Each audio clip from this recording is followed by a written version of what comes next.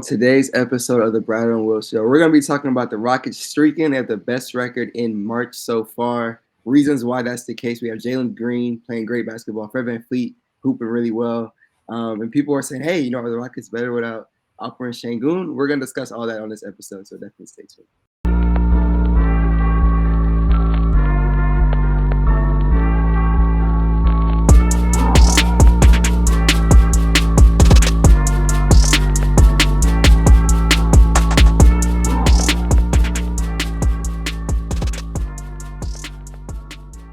All right, and welcome back to the episode of the Bradeaux and Will Show.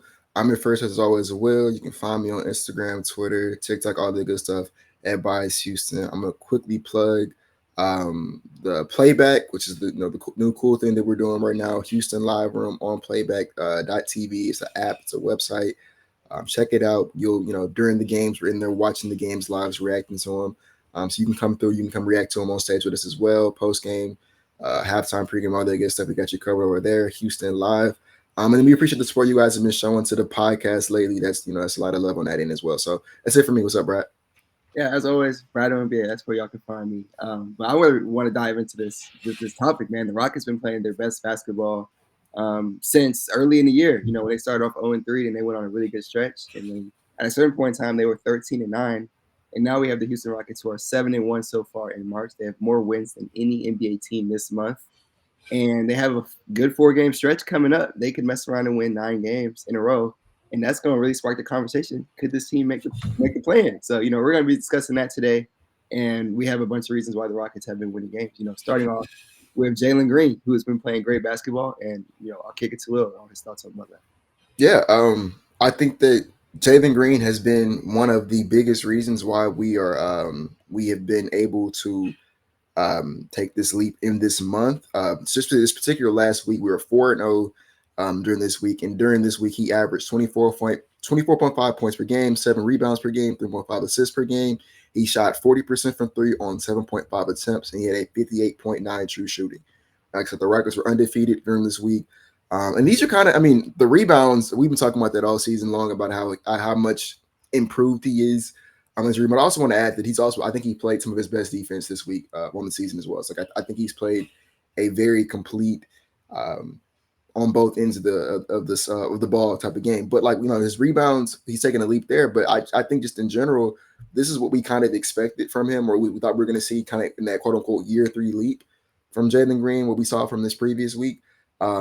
And, we talked about things being sustainable and what isn't sustainable. A lot of times, Jalen Green, his early in the season, we talked about a lot of his games where he would score a lot of points would be a product of him hitting like an unsustainable amount of threes, just getting really, really hot. And he did shoot 40% from 3 this season.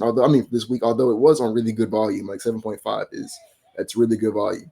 But the most important part for me is that he's getting to the rim now. He's getting to the rim. He's taking in mid range as well. Like he's taking those kind of shots and he's making them. And to me, that's sustainable. To me, that's not just a fluke. That's just not one guy getting really hot from 3 on one night, and so therefore his numbers are inflated. Like those, that's the way that you carry this kind of momentum on into the upcoming games. And so I think that he's arguably been our best player, over this stretch. I think he's been extremely important. I don't want to jump the gun here, but I do think that him playing the way he's played is a direct product of the tempo picking up and Fred VanVleet and his play kind of picking up. So yeah, I don't want to jump the gun too much. I'm gonna let Brad kind of touch on Jalen Green before we kind of get to the rest of the show. Yeah, just for me, what stood out the most with Jalen Green, not only is the 3 ball starting to fall, that's been most important for his game this year. He's had stretches where he was just missing wide open shots. I talked about it recently, but he was 12% down on wide open threes from last season. He was in like the 27% range recently. And now his 3 ball is starting to fall, and he's taking around 8-ish a game. That just opens up everything a lot more. But outside of that, he's shooting over 75% inside the restricted area on over 6 attempts a game. Like at this point in time in March, he is the best field goal percentage amongst. Go ahead. Do you know what percentile that puts him in? I'm just curious. Percentile. I have to check for the season, but right now, as a whole, he's 9th in the NBA this month out of every player, including centers. Amongst guards, he's first if you don't account Thompson, who actually is playing better at the rim. But we're gonna count him as a wing because he low key is a wing. Yeah, I mean, he's been playing a wing lately. So we're gonna say Jaylen. He's attacking the rim better than any guard right now, and you can see it. He's going in strong. He's not shying away from contact, and he's just been finishing really well. It's been really fun to watch. I think those are big factors in Jalen Green's increased level of play. And outside of that, of course, as Will mentioned, the defense is better. He's attacking the boards a lot better. He had 6 rebounds in the first quarter last game. And he had another double-double again. Didn't have a 10-rebound game in his career up until this year. So, yeah, it's great to see. People have noted, hey, Jaylen does look better this year. It's just he can't shoot threes, and the offense is extremely inconsistent to the point where it's just very ugly basketball to watch. But now you look at him, and when he's playing this level, when he's playing on this level offensively, and you get what he's been, doing outside of that, defensively, rebounding, all that other stuff, he looks like an extremely good basketball player. That's the reason why you don't give up on a 22-year-old. So, yeah, love what I've been seeing from Jaylen. Big reason for this team's success. Yeah. I want to add one more thing to the Jaylen before we kind of moved on. One thing that we talk about a lot in the playback click plug is me and Vader. We've been talking a lot lately about Jaylen not settling for threes. Right, there was a possession yesterday where it was I guess a two possession kind of sample where he had, I don't know if it was in transition. I want to say it might have been. I don't know if it was George's Niang. Yeah, when he had Niang on. I don't know if it was in transition or if it was just out of a half court set. But he ended up getting the entire right side of the court emptied out. Right, everybody spaced out to the left side, so he had the entire right side of the court to himself. He had George's Niang on an island with him, and George Niang is an NBA player. This is kind of funny, right? We talked about George Niang a couple times on the podcast because of Harden last year. But George Niang is an NBA player, but like George Niang is not no one's checking for George Niang, especially defensive. Like he's more known for spacing the floor and being a threat with his jumper, right? He's not necessarily known to be the guy who's locking someone up defensively. Jaylen Green, right now he's demonstrating an elite first step. And so when I see him have an empty side of the court and he's being guarded by Georges Niang, and you're finishing at the rim really, really well, the way, like as Brad illustrated, he's the best, finisher for a guard right now. And that matches the eye test. Like if you're watching these games, he's getting to the rim with consistency. He's finishing up, around, through contact, like all, it's not just one singular finish. Like he's getting very creative and like it's diversifying the way he finished around the rim. If that's how good you've been, you're bailing the defense out by taking a three, which is what he did. He took a step back three. And it's like you have the whole side of the court to yourself. You have an elite first step. You're finishing around the rim really well. Jared Allen is good at rim threes, cannot stop you right now. And Georges Niang is someone who's like begging to not like have to move his feet to guard you. You're bailing them out by taking a step back three, which to his credit, like I said, he's getting better at those, but like on a season totality, he hasn't been that well from shooting from three. So it's like, I'd like to see him be more aggressive. And it's kind of funny because literally the very next possession, he has Isaac Okoro on the left side and scores on him. And Isaac Okoro is a good defender. Like that's probably their best perimeter defender on the Cavs. And he just like breezed right through Isaac Okoro like it was nothing. And so it's I don't know, I'm laughing at myself. I'm like, you took the step back three on the guy who was a traffic cone, but then you breeze right through the guy who's an elite defender. So like I just need to see him put his head down, be more aggressive, getting to the rim, realize that like can't nobody stay in front of him. And now that he's finishing like really, really well, now can't nobody really block his shot, or like, if they try to, you probably won't get fouled. You're going to the free throw line. So I want to see him be more aggressive and be more assertive, getting downhill and being a finisher on the rim. But I don't know. That's all I'm going to add on Jaylen Green. If you want to add anything else, we can. Yeah, that's a great point. All right. That's how you put that perfectly. Yeah. Yeah. No, I want to say, I think one of the reasons too, and it's all over the place, but one of the reasons that we have been successful lately, I think, has been because of the tempo. We've been playing a lot faster lately. And obviously there's the whole Alper and Şengün discussion we're going to get into later. But I think one of the biggest reasons that we have been able to play at a faster tempo is because of Fred VanVleet. And if you follow me on Playback or the Spaces, in this, I don't even know how much I talk about on the podcast. Y'all know I'm not the biggest Fred VanVleet guy. I think that he's I think he's for what he was brought here to do. I think he's accomplished it, right? Like I don't think that he's a bad player. I think he's the second best player on our team. He's probably the best player right now with Şengün's absence. So like I think he's a great player. My problems with him is that I think that I think he's a little overrated as a point guard, and I think that he's very one dimensional with his reads. He's done a really good job this last week and a half or so of proving that wrong. Now, obviously, like on season totality, it's still been what it was, but recently he's been making a lot of really good reads. Once again, one thing we talked about in the playback was that he's very like telegraphed sometimes with his passing. There's not that much manipulation of the defense. It's kind of like we know, all right, in this scenario, you're getting the ball here, you're going here with the ball. Especially yesterday, man, I saw VanVleet making passes like where he was moving defenders with his eyes. And I'm like, yo, you wasn't doing this last week. You wasn't throwing these skip, like he's throwing skip passes with a lot more regularity, which back in the day, that was like if I saw Fred throw a skip pass, I'm like, oh, wait, we don't, you know what I'm saying? He doesn't do that. Now I'm starting to see him do that more regularly. He's like I said, he's diversifying his reads. It's not just the same, like I used to call him like a game manager. He was like the guy who throw the check downs. He's not throwing check downs no more. He's actually like making some reads. He's making some plays. And I think one thing that he kind of struggled with a lot, it was against the Wizards, right? And I saw him pick it up as the game progressed. Is the pace, right? Once again, we talk about this in the playback a lot now, but I remember like this when that game started. Min and Jalen were using their quick first step to get to the rim and punish the fact the Wizards did not have a rim protector and their perimeter defense was kind of trash. Like it was just no reason for them to not be attacking the rim, getting downhill. And I was getting frustrated because I'm watching Fred when he gets the ball, he's slowing it down, and I'm like, well, like no, like let's run, let's get out because they can't stop that. Like we were successful like that. Let's stop slowing the pace. Let's pick it up.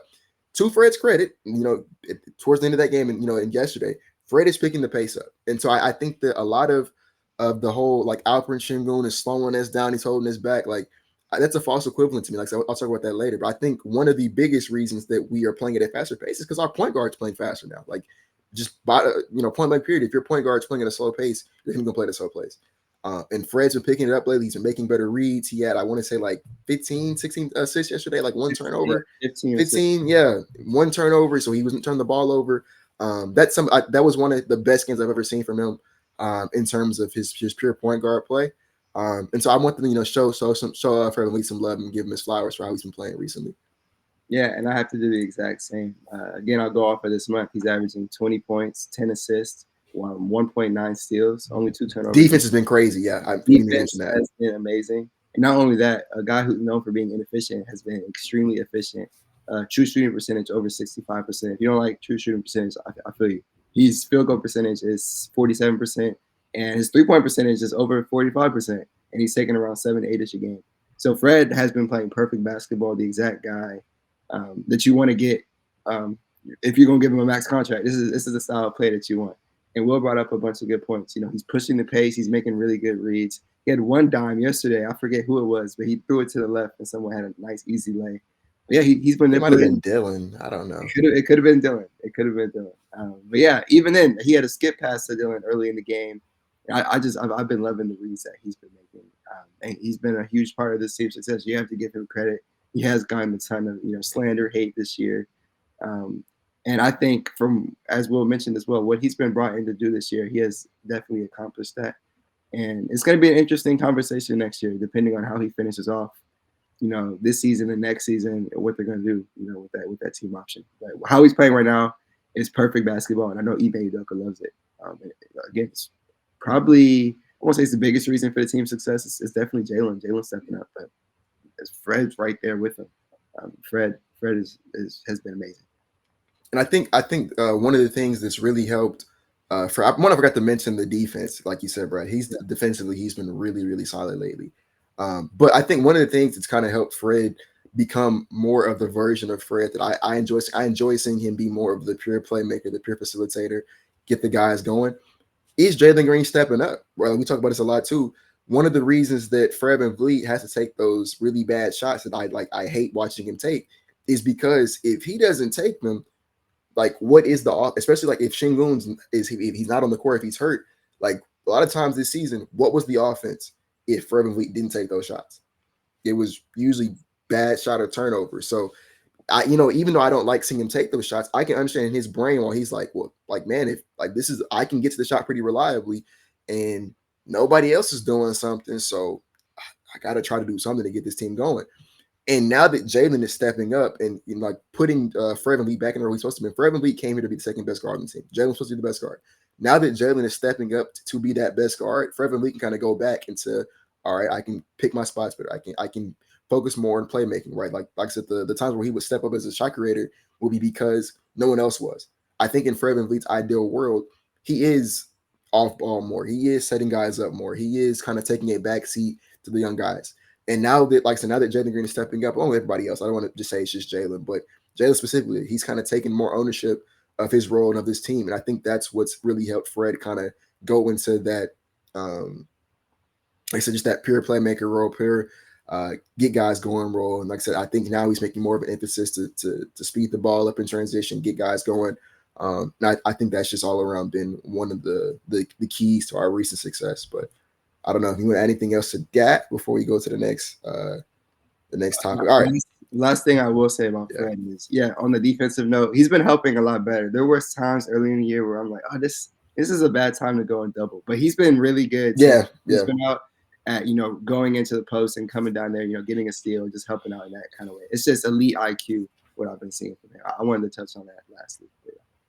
I mean, you kind of alley-ooped it perfect in terms of like elite IQ. Amin Thompson, that's been my guy the whole time. I've been singing his praises before we drafted him, summer league, preseason, all that.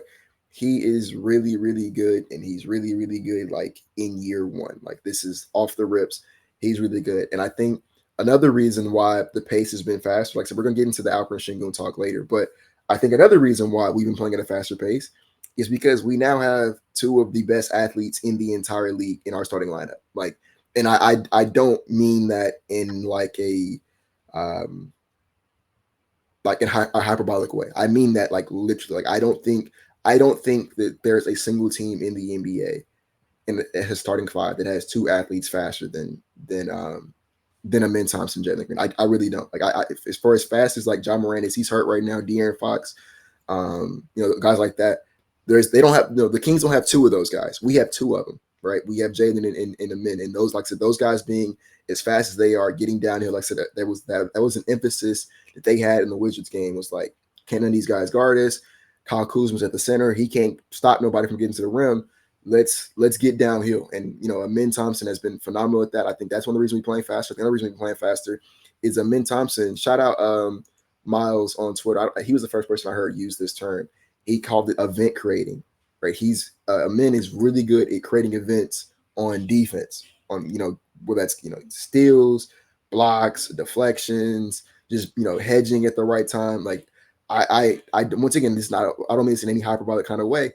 Amin Thompson is the best defender on this team right now. Year one, he's the best defender on the roster.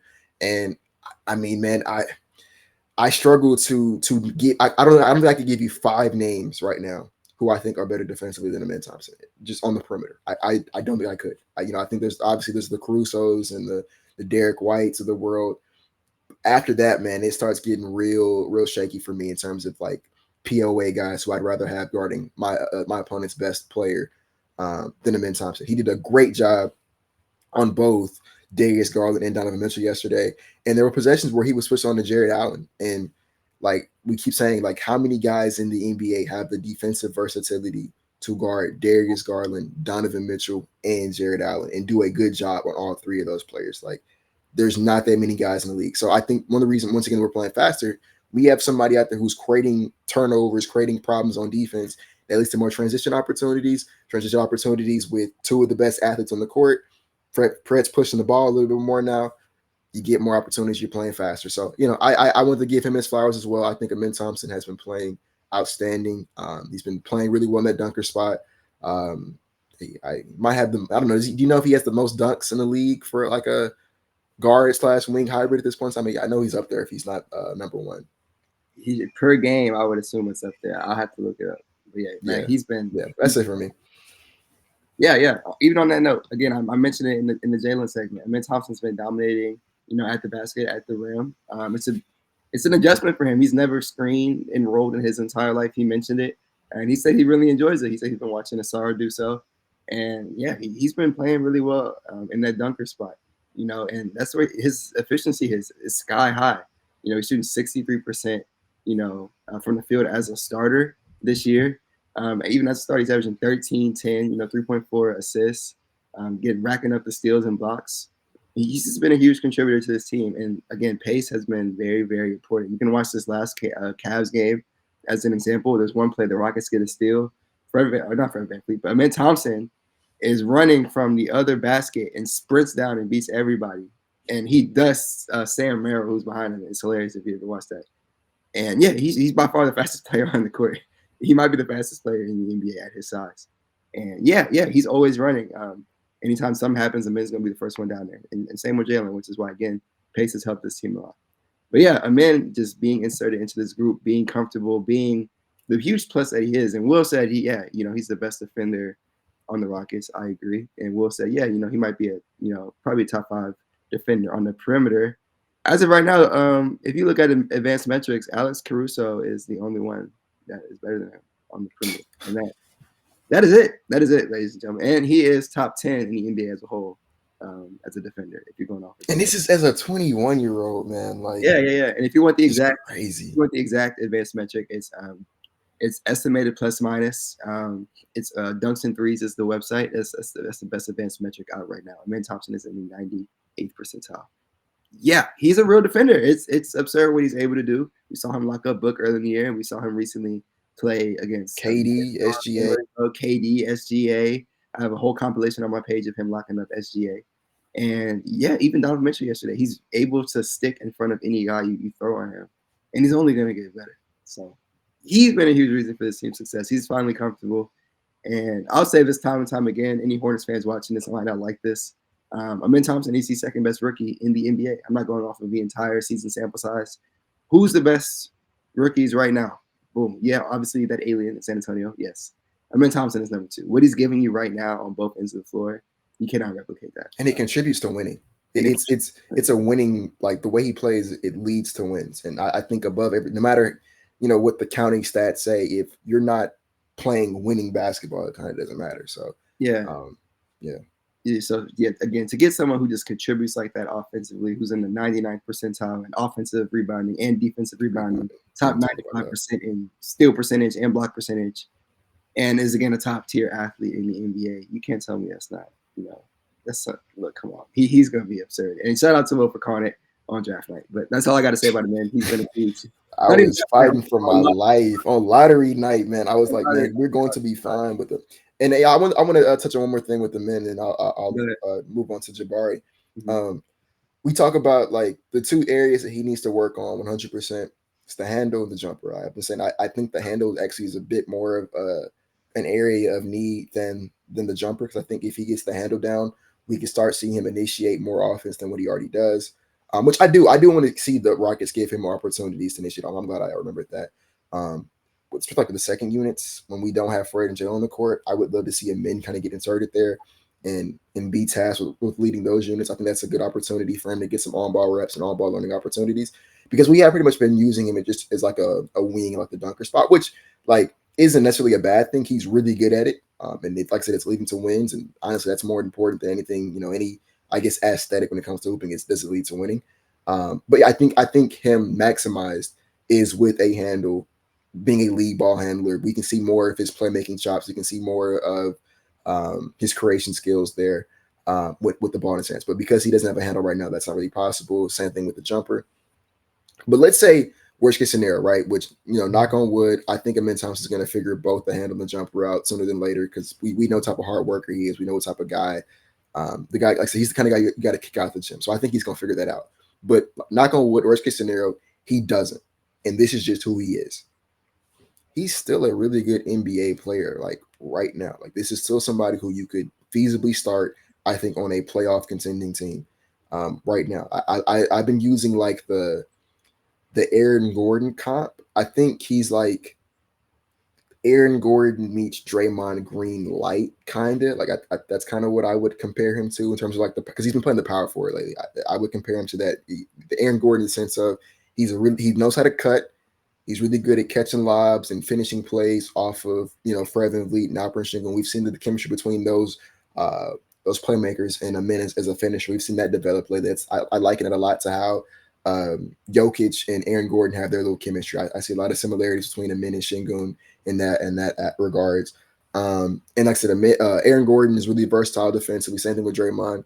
But like I said, the Draymond comp kind of comes into play because I think that he has that kind of defensive mind that Draymond has, and also that playmaking mind that Draymond has, where like he's able to see the court, he's able to make certain plays that other guys just are not capable of making with his playmaking. And so yeah, like I think obviously is he a perfect player? No, there's a lot he has to work on, like the jumper and nothing else. Like that would really help him come postseason time. But I think regardless, I think just right now at 21 years old, I think that you could still feasibly start him on a playoff team and see some success there because of the way he's able to defend, because of the way he's able to cut and finish around the basket, because of the way he's able to rebound, because of his high IQ. Like he's going to find a way to impact the game. And this is probably the worst he's ever going to be. So, it only gets up from here. Yeah, man, I'm really ecstatic with what we've seen from Min Thompson lately. But kicking to Jabari, same thing with him. Someone who struggled a lot rookie year, struggled sometimes. He went through like a rough patch post his injury. But I mean, lately he's been right back. He's been knocking down threes. We saw a lot of pick and pop from Jabari yesterday, which is something that we've been begging for since his rookie year, was like let that guy set some screens and pop out from some easy catch and shoot threes. We saw a lot of that yesterday. Really good there. The defense inconsistent, but when it's on, he's really good there. He's a really good rebounder. He's been playing some of his best basketball lately too. Nothing that like necessarily pops out to you in terms of like the box score numbers, but if you watch the game, you feel Jabari's impact on the game. And for a year two guy who I believe he's younger than the men, right? Yeah, he's the second player on the team. Yeah, so he's like still next to Cam, I guess, right? Yeah. Cam's probably the youngest. So he's still one of the youngest guys. He was one of the youngest guys in his draft class, one of the youngest guys in the entire association. To me, that's still like that marginal improvement from a game by game, it's a season progressed basis. To me, that's still a huge W. I think that we're going to see him take even more of a leap going into next season when he'll be 21. He'll hopefully have filled into his frame a little bit more. He'll be a little bit stronger, a little bit smarter, all that good stuff. We compared him a lot to the guy who got drafted right after him, Keegan Murray, but Keegan Murray is 3 years older than Jabari. So, you know what I'm saying? Like the fact that these guys are, I guess you could say neck and neck. Keegan might be a little bit better now. Who knows?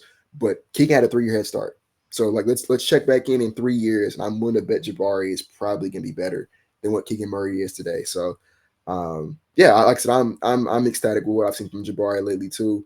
And like I said, that'll kind of transition me into the next one I want to make, but I'll let Brad kind of touch on Jabari and what his thoughts are lately. Yeah, I'll say this. Jabari, a big thing with him has been, his 3-point shot is a big reason why he's playing a lot better this year. He went through a slump after his injury that he had, his ankle injury. And now this month he's back again. On 5 attempts a game, he's shooting 41.5% from 3. And that's huge for his game. He opens up the floor so much more when he's hitting his 3 ball. And not even that, he's getting to his midi, his post fade, all things that we like to see more of from him. He's been in a unit right now. Will, you could correct me if I'm wrong, but this unit is Aaron Holiday. You have Jayshawn Tate, Reggie Bullock, Jeff Green, and Jabari Smith Jr. Jabari Smith at the 5, yeah. That is the Rockets' current second string unit with all the injuries they have. And I'd like to see Jabari Smith Jr. be the focal point of that unit. And that involves, pick and pops and getting him, in the post and working on that post fade because he's able to get that shot off over a ton of people. It is an unguardable shot when he's on, of course. So, yeah, that's been all for Bari. And outside of that, the defense has been good. Our guy Idemar, he used to be DGC on Twitter. He just posted it. He held Donovan Mitchell to 0-4 from the field yesterday and was forcing a few turnovers. When you have a 6'11 guy with a 7'2 wingspan who can guard the perimeter, he didn't do the best against the Clippers. That wasn't the best for him defensively. But, man, again, still very young, and the potential is there for him to guard guys who are 6'3 and smaller even. And again, having that switchability, versatility, in a lineup is huge. It's huge, especially if that same guy can stretch the floor.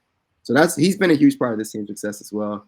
Again, when you have guys like him and Jalen start to click at the same time, along with Fred, it's a huge reason why the Rockets have the best record in March. But yeah, just to highlight what Jabari Smith Jr. has done, it can't be downplayed. Because what he brings is really unlike a lot of players in NBA history. A guy at that size being able to shoot threes at a high volume while also guarding 1 through 5. Historically has not been seen too many times. It's a new age now. We see it more now, of course. But yeah, Jabari's one of those new age But guys. Jabari might be the only guy his size who's doing those two things though. I don't know between I the would 6'11". say maybe Jonathan Isaac. Maybe Yeah, Jonathan Isaac. yeah, Isaac, yeah, for sure. He's a dog defensively too. But yeah, outside of Yeah. those two, if you want to count Jaren Jackson, sure. He's more big than wing Yeah, to yeah, me, more but of a yeah, big. Yeah. yeah, Of course, locks wouldn't be play. But yeah, there's a new hybrid yeah. of bigs who can space the floor and defend a lot of positions. So big props to Jabari again. He's only going to prove he's 20 years old. But yeah, we had to discuss playing and also this Alper Şengün talk. I think those are our last two. I, Go ahead. um, You might have had another one. yeah, it was one more. Keeping the core together. I want to touch on one thing you said about Jabari though. Yeah, go ahead. With the switch defensive things, the Rockets might have two guys who, in their primes, will be some of the only guys in the NBA who can switch 1 through 5, right? Three. And Three. yeah, shoot, Tari. I forgot about Tari. Yeah, absolutely. But for sure, Jabari and Amin, I think they both have the size, the skill set, the foot lateral speed, to guard 1 through 4. I wouldn't like I said with Jabari, not as much 1 through 5. I think Amin can I think Amin's better at guarding guards.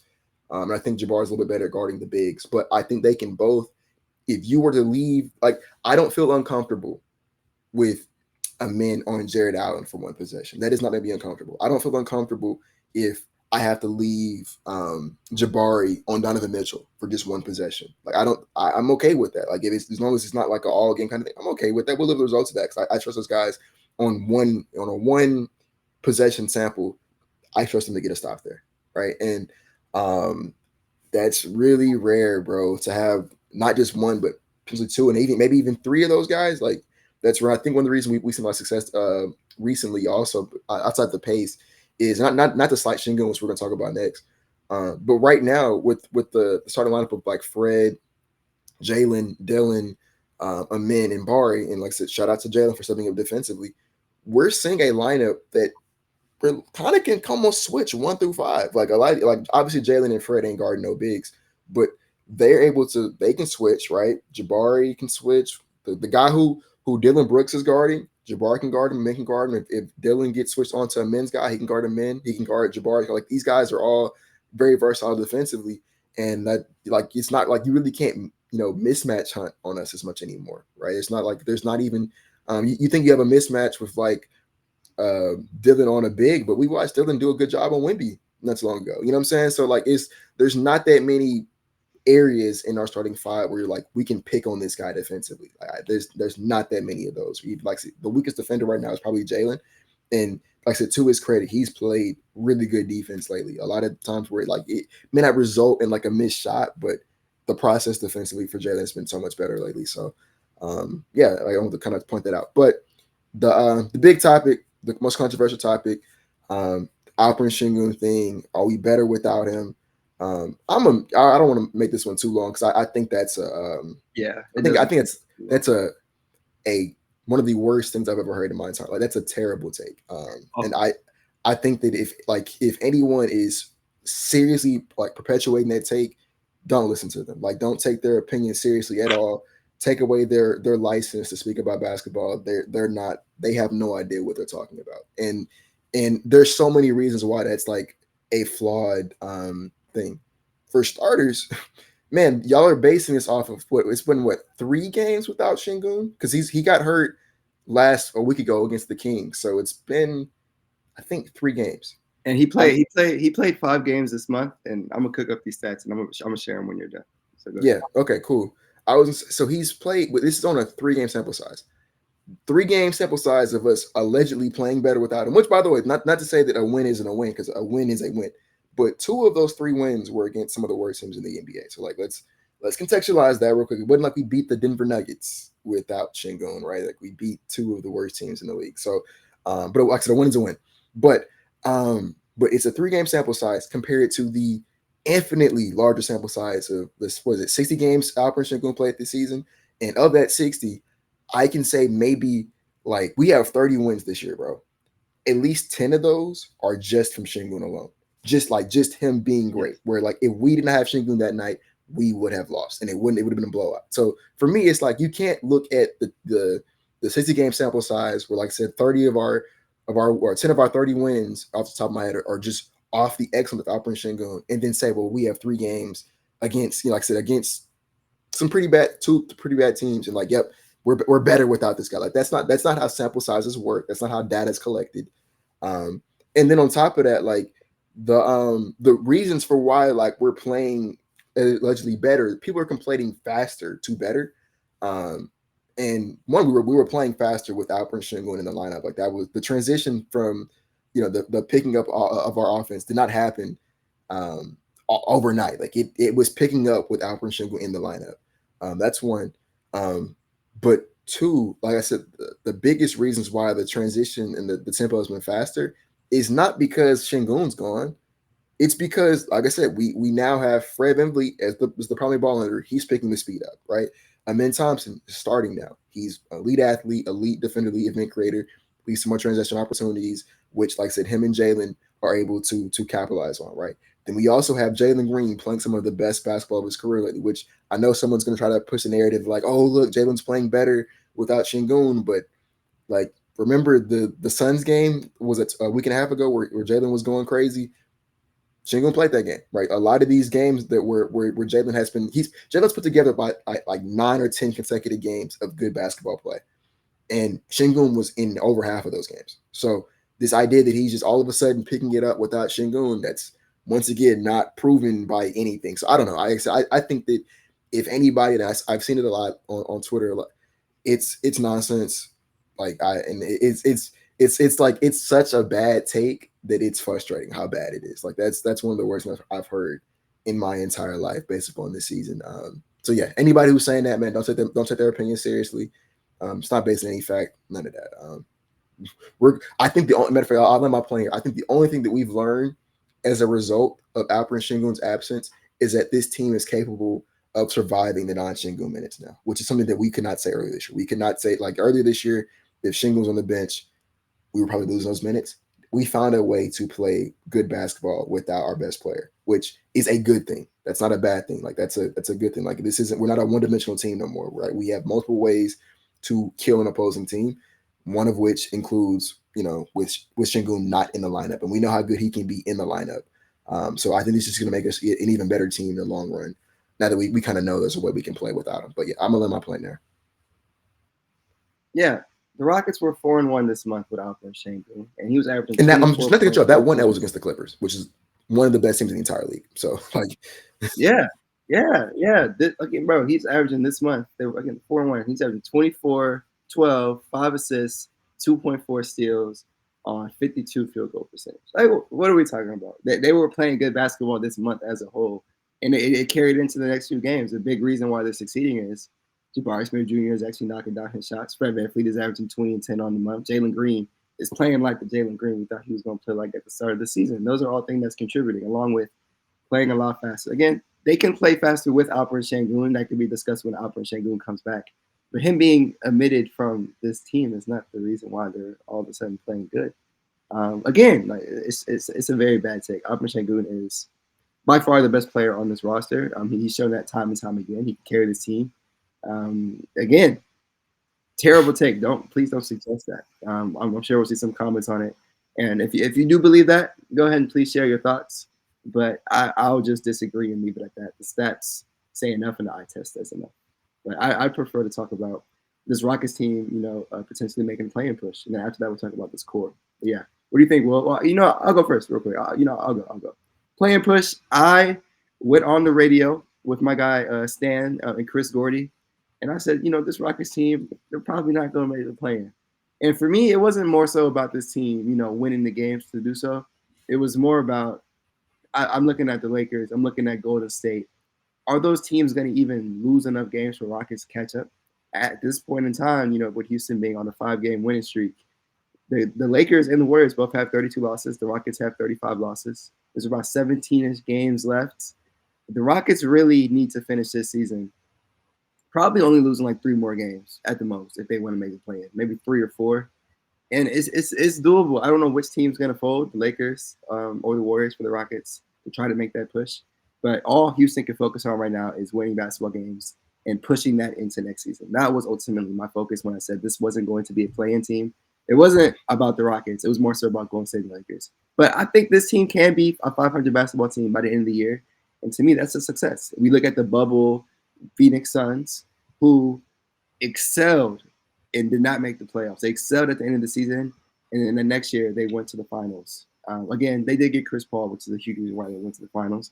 But using that as an example of winning games at the end of the year after coming off of a rebuild, it carries into the next year, and it's a good way. It's a good habit. The team needs to get in the habit of winning basketball games, and once they do that, again, it carries into next year.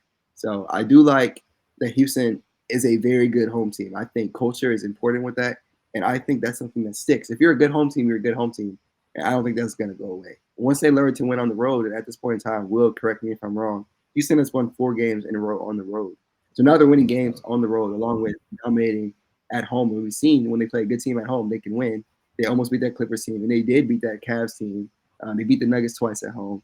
Again, they beat a number of teams. OKC at home. So yeah, they can make a push. They just have to continue to win games. These next 4 are against Washington on the road. That's the worst team in the NBA. That should be a win. You have the Chicago Bulls at home, a big roster with Drummond and Vucevic. But again, that's an under team. They suck. They can beat them. Then you have 2 other games. You have Utah, who they beat by 1 recently. And Utah, again, they have a top 10 pick that is protected. So if they don't land in the bottom 10, they lose their pick. That's not a team that should be winning basketball games right now.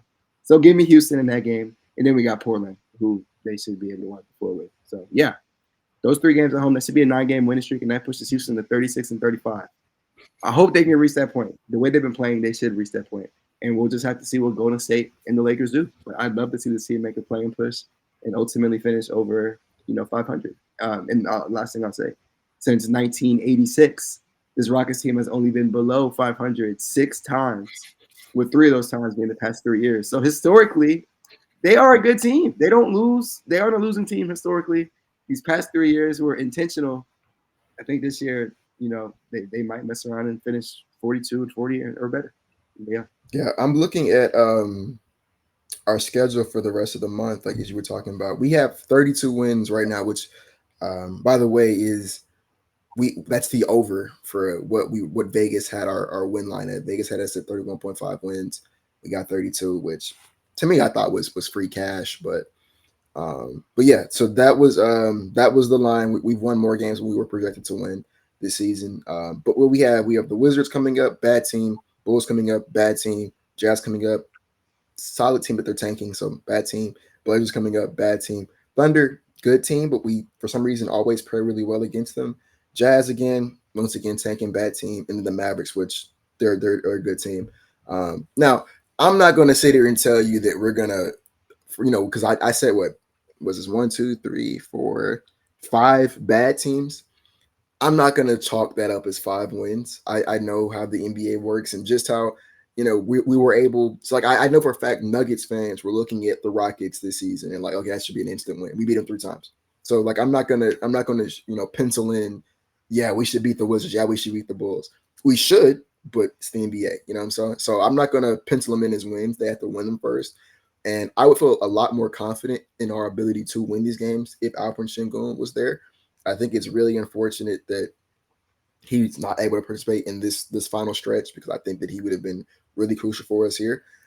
So I'm not gonna say we're gonna go on like this super duper. Like I feel like we're gonna at least one of these games that we're looking at right now is should be an easy win. I think at least one of them we're gonna drop. Just speaking the laws of like averages and just how the league works, we're probably gonna drop one of these games. But we have a lot of games that are very, very winnable coming up. And all you can do, I many times said yesterday, they're trying to win games, trying to make the playoffs. All you can do is do your end of the bargain. Just win the games, right? You can't focus on, well, the Lakers are doing this, the Warriors are doing this. Handle your business. As long as you are executing and you're winning games and you're doing what you're supposed to do, you live with the results of that. And if the results of that is playing phenomenal, great. That's what we all want to see. If it's not, you try. You gave yourself an opportunity. You know what I'm saying? The West is stacked right now. And I've been talking about that for a while now. The East is so much easier right now. If we were in the East, we'd be a play-in team. the West is loaded. There are 10 teams, like the Warriors as the 10, or actually it's the Lakers now. The Lakers as the 10 seed were in the Western Conference Finals last year. So like that's how like insanely good the West is right now. So falling short by like a game or two because it's just really good. Like no one's gonna beat us up over that. No one's gonna hang their head in the locker room. Oh, we didn't make it. Like it is what it is. And you have to factor in the fact that we are without our best player for this stretch. We've been without Tariq all season long. Cam Whitmore is not in the rotation at all right now. He's out with that LCL sprain. Thompson missed like a month and a half of basketball early in the year. VanVleet missed about a week and a half, I believe. Like there's been all types of these injuries. We haven't had a consistent. Like we have not had our consistent rotation at all this year. Now I think about it, I don't think we've had our consistent like starting 5 plus the key bench pieces for maybe 5 games this year. And this is always going to be a strength of numbers team, and we haven't had our numbers at any point in time. So the fact that we're even able to be in this position, all things considered, I think is great. I think if we were healthy, which is the NBA injuries happen, but I think if we were healthy, I think we'd absolutely be in the playing picture right now. So we're about what 3 games back of the Lakers, 3.5 games back of the Lakers. Yeah, so it's a decent gap we had to make up with the last 15 games, and they have to drop some games in order for kind of get there. Is it possible? Yes. But like Brad said, for me, I just wanted this team to be in a position where they're playing basketball that means something. I think the Phoenix Suns analogy is perfect because that was the Bubble Suns. Those were playing games for them. Each of those games mattered. They, for some teams, these final games are like an excuse to kind of start load managing and resting and prepping them for the playoffs. But for the Suns that year, like nah, like that ain't no rest. There's no slowing down. We have to win all these games, and it's the same thing for the Rockets. And like Brad said, adding Chris Paul to that team is what ultimately led them to go on to the finals. So I'm not gonna say we're gonna make a finals run next year, but I do think that whenever a young team is held to the fire, I think they succeed. They always come out a lot better. And we watched it just last year with the Thunder, which by the way, somebody pointed out we have the exact amount of wins and losses as the Thunder did this time last year. So that's, what I'm saying, people who are like, oh, our reboot is cooked. Like the Thunder, I universally recognize like the best next upcoming team, and we're literally on pace to be where they are. Where we were where they were last year. So there's that. But yeah, I think anytime you put a young team to the fire and they come out of like the Thunder did last year, now you see they're at the top of the West right now. And so these games are important. These games matter. This is the first time in Jalen Green's career and Jabari Smith's career and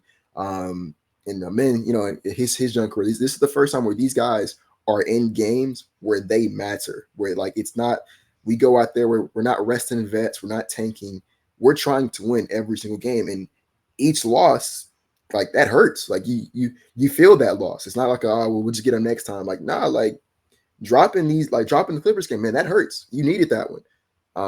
And that's all I wanted. I just wanted them to be at the end of the season, just be in a position where they're playing meaningful basketball post All-Star break, where these games matter. I think this experience is important. And I think that if we're, like I said, especially if we're successful in pulling this off, I think we're going to see huge dividends next season, which kind of segues into at least my last point, I believe, that I want to talk about today. That was my last point, which is keeping this core together. Like that is the one thing that I've been trying to drive home all season long. I think we kind of got spoiled by the fact that we went on a run earlier this year, and I think we were as high as like the 6th seed at one point in time. And Alperen Şengün took a leap, and everybody was like, "Okay, we're ready to win now." And I was like, let's pump the brakes, guys. Like, Şengün is 21. We're not gonna win a championship this year or next year, so like, there's no reason to like rush this process. You don't need to trade, your young pieces. You don't need to trade your picks to get Donovan Mitchell. He's a great player, but that's not what we need right now. We don't need to. God forbid we do it for like Mikal Bridges. We don't need that either. The Lauri Markkins of the world, like there's a solid core in place right now that has the opportunity to grow and gel together with another offseason under their belt. So like guys are going to come back next season even better than they are this year. Right, we're going to have year 2. Amin and Cam, who those 2 guys have been, like I said, amazing already. I think they for rookies, they have both exceeded the normal expectations for rookies. They've contributed to winning basketball in year 1, so they're going to come back next year even better.